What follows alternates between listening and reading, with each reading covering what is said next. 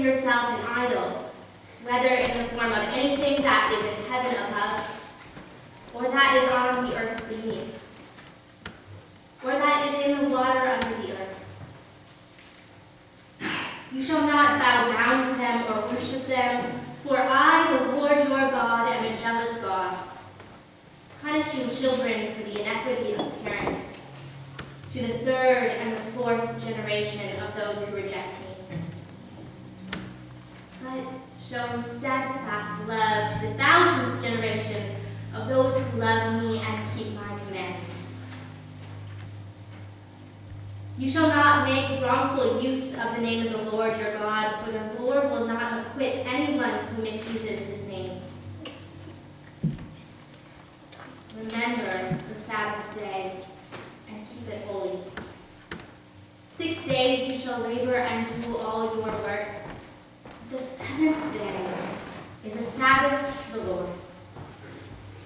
You shall not do any work, you, your son or your daughter, your male or female slave, your livestock, or the alien resident in your towns. For in 6 days the Lord made heaven and earth, the sea, and all that is in them, but rested the seventh day. Therefore, the Lord blessed the Sabbath day and consecrated it. Honor your father and your mother, so that your days may be long in the land that the Lord your God is giving you. You shall not murder. You shall not commit adultery. You shall not steal. You shall not bear false witness against your neighbor. You shall not covet your neighbor's house. You shall not covet your neighbor's wife, or male or female slave, or ox or donkey, or anything that belongs to your neighbor. Here ends the reading.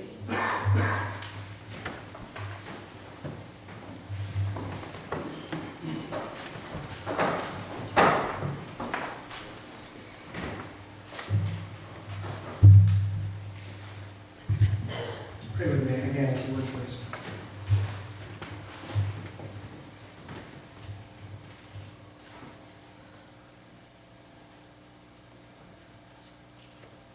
God, may the words of my mouth and the meditations of all our hearts be acceptable in your sight, our rock and our redeemer.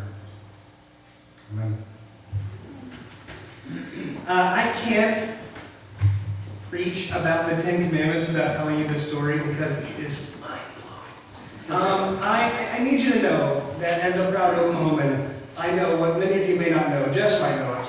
And that is, while I love all of you, you all are very nice people, there's nothing like an Oklahoman. I mean, there's nothing, right? Am I right? There is nothing nicer than an Oklahoman. And handsome, yes. Yes, is that right? Oh, that's how you said it. Oh, I thought. And so, it is as a proud Oklahoman that, well, the fact is every now and then we make the news as Oklahomans. And sometimes that's good, but when it has to do with politics, it's not always so good. And recently, actually the past couple of years, the deal is this: our forefathers worked very hard at this thing. I think we all know it's called a separation of church and state. And really did fit that into the understanding of our nation. And most of us agree that that's a good idea. And Oklahomans agree that that's a good idea, but there are some Congress people who worked it into law that the Ten Commandments be posted on the state capitol. And everybody was like, no, remember separation of church and state? We don't do that. And they were like, yeah, but this is God, and we're putting it here. And it might have looked like a good idea at the time, except there's this other group that didn't really want that. They were a satanic group. I'm not lying, I'm not making this up. And they said, well, if they found a way to break the rules, I suppose that we could find a way to break the rules. And so they raised $20,000 to have a 7-foot, I'm not making this up, statue of Satan, or their rendition of Satan, built, sitting down, creepily smiling, with children around him, to be put on the Oklahoma State Capitol. everybody is rethinking the rules that they broke at this point, and during that time there was a lot of conflict, as you might understand, and people started putting these things in their front yards. I think now is a good time for me to take note that our media budget is not huge at Kingston United Methodist Church.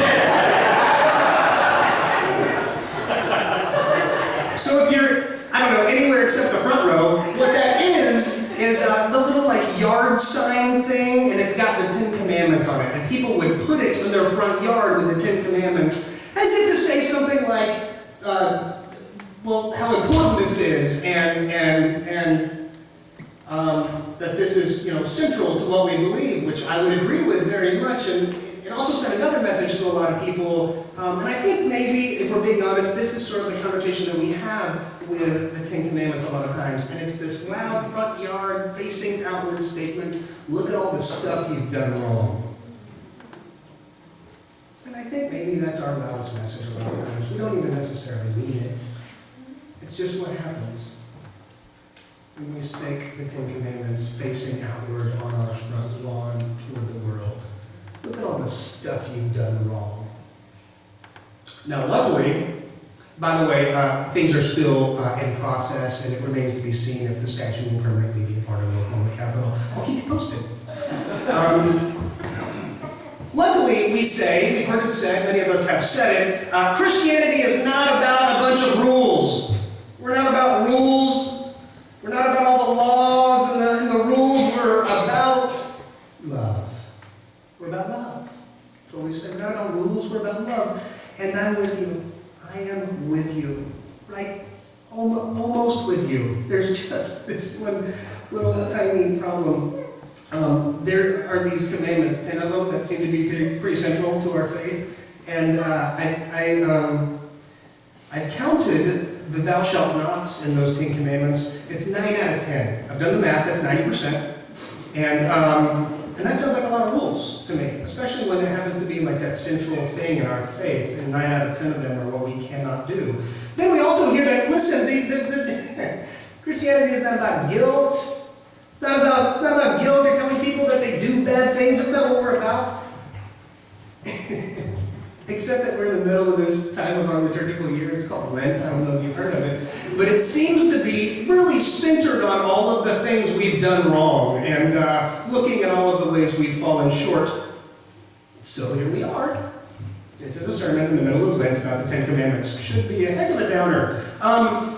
If you have read the 10 Commandments and it thoroughly, if you've read any sort of backstory on the 10 Commandments, one of the things you'll notice is this. The first thing, for whatever reason, that people point out is that they came on 10 Commandments. Do you remember Charlton Heston holding the 10 Commandments, 2 tablets? What they'll say is they sort of were separated by category on those 2 tablets. That the first tablet was all about how we relate to God. And you see that in this. Thou shalt have no other gods before me. You shall not make any idols. You shall not use the Lord's name in vain. And then we have this Sabbath rule, which if you happen to have a good friend who has just recently written a dissertation on Sabbath, they might tell you that it is the perfect segue into the second tablet. The second tablet being about how we relate to one another. So the first tablet would be how we relate to God. The second tablet would be how we relate to one another. Because what the Sabbath tells you is this: every now and then stop. Step back. Know that you cannot do it all by your own hand and just soak up the gift that God has given you. But what it also says is every now and then stop. Step back and do not require anything of yourself or of those who work for you, but just receive the free gift of grace. It's this transition from dealing with how we relate to God to how we relate with one another. If you happen to have a friend who recently read a dissertation on Sabbath, that's what you would hear. What that theoretical friend might also point out is that maybe these are different than just a bunch of rules, a bunch of things you can't do. Maybe, in fact, this is a list of things, commandments given to a people who have just recently been freed from slavery, who are trying to rebuild their culture, their nation.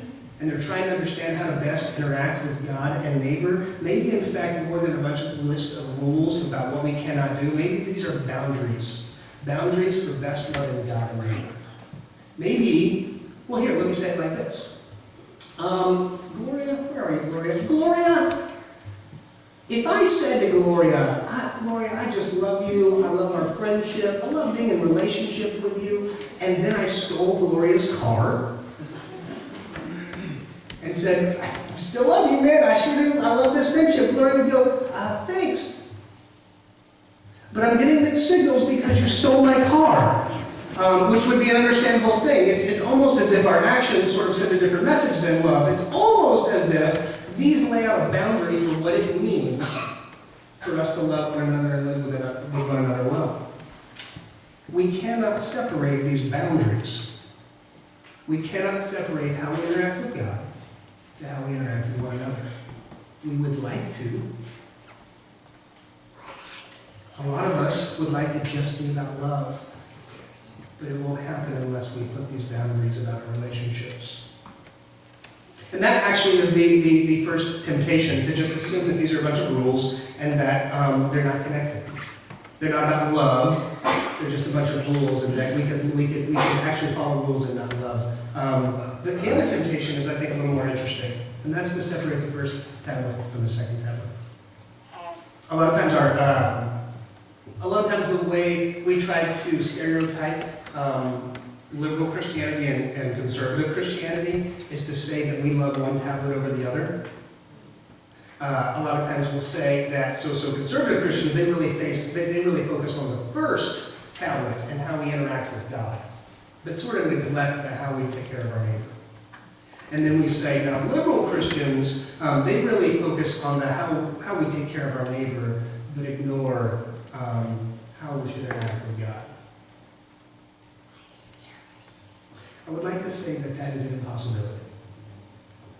That is a false division, that it is impossible. I would like to say once again that these tablets are inseparable. And I think I came up with this idea. Well, I didn't come up with it. I read it. I was reading from this guy. His name is Jesus. There were some people that were asking him these questions, really probably trying to trick him up in the public square, maybe embarrass him, hoping he would answer wrong. And they said, so, Jesus, which commandment, the way they worded it, is first of all, they said. And in his answer, Jesus summarizes the first 4 commandments with something called the Shema. Shema in Hebrew just means hear, okay? And it starts with hear. Hear, O Israel, the Lord our God, the Lord is one. You shall love the Lord with all your heart, and with all your soul, and with all your might. But Jesus doesn't stop there. Jesus continues and says, and the second is this, you shall love your neighbor as yourself. It's almost as if Jesus doesn't think it's possible to answer that question with one or the other. It's almost as if you love the Lord with all your heart, and with all your soul, and with all your might, you will only love your neighbor as yourself. Do you see who gets loved in that answer? God gets loved. Neighbor gets loved. Self gets loved. That's how Jesus answered that question. And yet we try to pretend that if we just believe the right things, well, then things will fall into place. Or if we're just nice to the right people, well, then we're probably in good standing. And Jesus says that's a lie. Don't divide yourself. We are not made that way. Our spirit and our body cannot divide. The person who knows the Bible more than I have ever known a person to know the Bible, has the whole thing memorized, can say backwards and forwards, just this mind-blowing brain, was the coldest person I had ever known toward other people. But man, did he love those scriptures. Man, it was impressive. I have known dozens of people to spend their lives sort of saving the world, but with this mentality that they were saving the world by their own hands. And there's an arrogance that comes with that is repellent. I don't apologize for these commandments like I used to. I'm not as embarrassed by a faith that talks about 10 commandments like I used to, because they're just a bunch of rules or regulations. These are boundaries laid out for me, for my people, to best love God and other. And if we do it right, if we wear it right, people will not look at us, look at those commandments and feel shame. They will look at those commandments and know that I have committed to me, to my culture, we are committed to setting whatever boundaries are necessary to best love one another, best love God, and that those are inseparable. So how do we wear it? How do we wear our 10 commandments? When we turn to our media fund, if we put these in our front yard, face them back toward us, read them on our own, spent a Lenten time reflecting on all the ways that we may have fallen short and all the ways that we could reach further because God has first loved us, I bet you we send a different message from our front yards. The 10 Commandments were never made to be stuck in our front yards and tell everybody how they fell. They were made to be reflected upon, that we might love God and love neighbor better.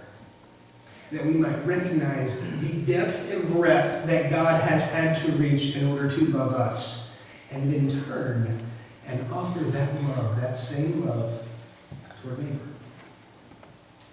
So this Lent, may we take the time. May we take the time to reflect. And may we love others with the same reckless love that was first offered us. Amen? Amen.